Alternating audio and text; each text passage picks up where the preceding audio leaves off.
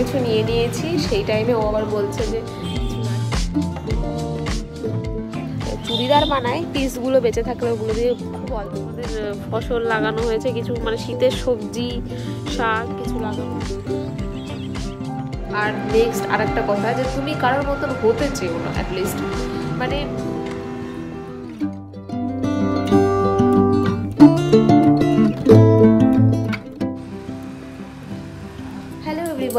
সকলকে জানাই good morning.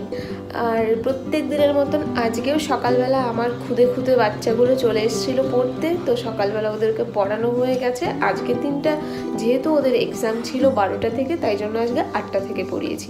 আর বাকি দিনগুলো কিন্তু আমি 6:30 থেকেই পড়াই।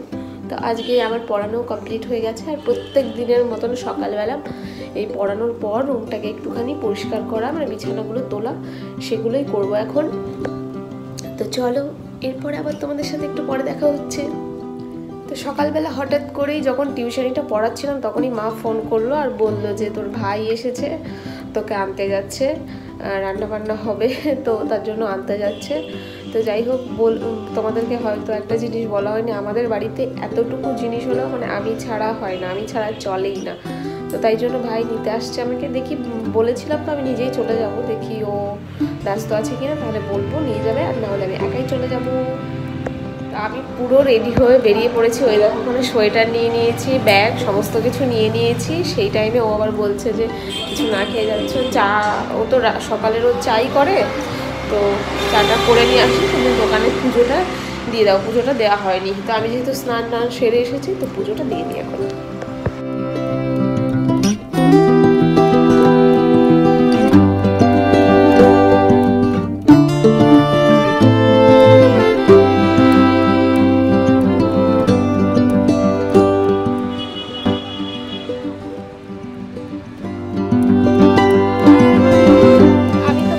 বাড়িতে চলে এসেছি, বহু সময় হয়ে গেছে। এসে মাকে একটু রান্নাবান্নাতে হেল্প করে দিলাম, রান্নাবান্না কমপ্লিট হয়ে গেছে। বাবা আর ভাই খেয়ে দিয়ে বেরিয়ে গেছে, না ভাই বাড়িতেই আছে, খেয়ে দিয়ে ও ঘুমোচ্ছে, আর বাবা মেলায় বেরিয়ে গেছে।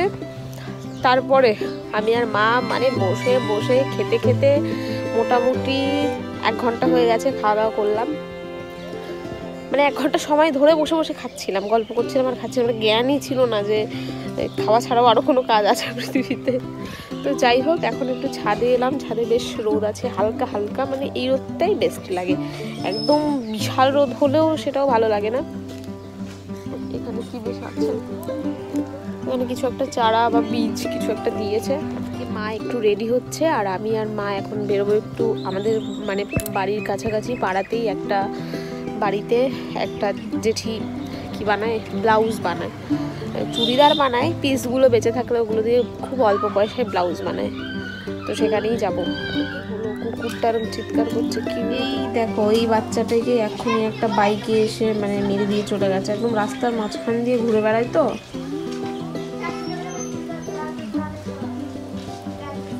দেখতে পাচ্ছ এই বাচ্চাটাকে। আর এই দেখো এর মা, ওখানে কত লোক জড়ো।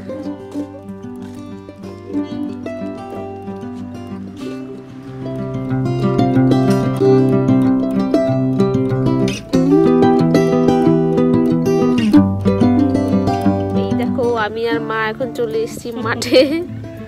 মাঠে আমাদের ফসল লাগানো হয়েছে, কিছু মানে শীতের সবজি শাক কিছু লাগানো হয়েছে, সেগুলোই দেখতে এসেছি। এই গাছগুলো হচ্ছে ওলকপি গাছ। ওলকপি আর কি গাছ আছে মা? বাঁধাকপি আর ওলকপি গাছ। আর এগুলো এটা হচ্ছে মেথি শাক, আর ওই পাশেরটা মটরের শাক।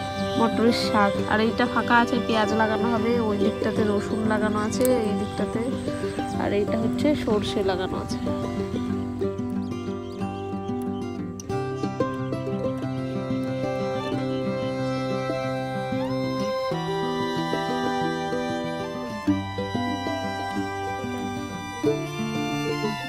ওই বাড়ি থেকে তো চলে এসেছি বিকেল বিকেল করে। আর এখন দেখো রাত্রে দোকান বন্ধ করা হয়ে গেছে, আমরা একটু চা খেতে যাব। তো বন্ধুগণ, কম বেশি সকলেই জানো যে আমার ভিডিও শুরু করতে মনেই থাকে ভালো, মানে ভিডিওটা শুরুই করতে মনে থাকে ভালো, বাট তারপরে আর যে ভিডিও কন্টিনিউ করতে হয় সেগুলো আর আমার মনে থাকে না।